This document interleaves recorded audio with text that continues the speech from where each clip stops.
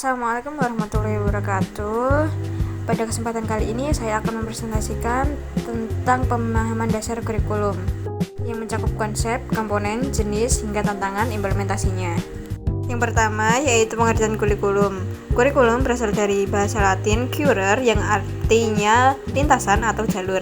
Artinya, kurikulum merupakan jalur yang harus ditempuh peserta didik selama proses pendidikan. Menurut Undang-Undang Nomor 20 Tahun 2003, kurikulum adalah seperangkat rencana dan pengaturan tentang tujuan, isi, dan cara pembelajaran. Kemudian yaitu fungsi kurikulum. Kurikulum memiliki beberapa fungsi utama. Yang pertama, sebagai alat pendidikan untuk mencapai tujuan nasional. Yang kedua, sebagai panduan guru dalam merancang dan melaksanakan pembelajaran. Yang ketiga, sebagai alat evaluasi sejauh mana pembelajaran berhasil. Yang keempat, sebagai cara untuk menyesuaikan pendidikan dengan perkembangan ilmu dan teknologi. Yang ketiga, ada komponen kurikulum. 4 komponen dasar kurikulum adalah yang pertama, tujuan pendidikan, yaitu arah yang ingin dicapai. Yang kedua, isi atau materi pelajaran, berisi apa yang diajarkan. Yang ketiga, proses pembelajaran, yaitu bagaimana materi diajarkan. Dan yang terakhir, ada evaluasi, yaitu bagaimana hasil belajar diukur. Yang kelima, ada jenis-jenis kurikulum.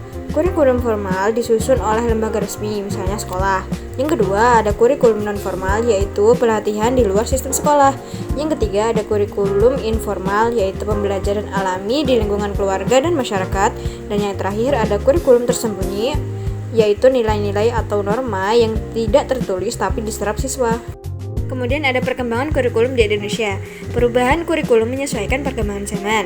Dimulai pada tahun 1947, awal sistem pendidikan formal, kemudian tahun 1975, orientasi pada tujuan instruksional, kemudian tahun 1994, banyak materi yang digunakan tapi memiliki sedikit waktu untuk pembelajaran. Kemudian tahun 2004 disebut KBK, yaitu berbasis kompetensi.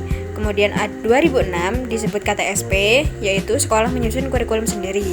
Yang kemudian dilanjutkan 2013 sering disebut K13 atau penekanan pada karakter. Dan yang terakhir yang digunakan hingga saat ini 2022 yaitu kurikulum merdeka yang fleksibel dan berdiferensiasi.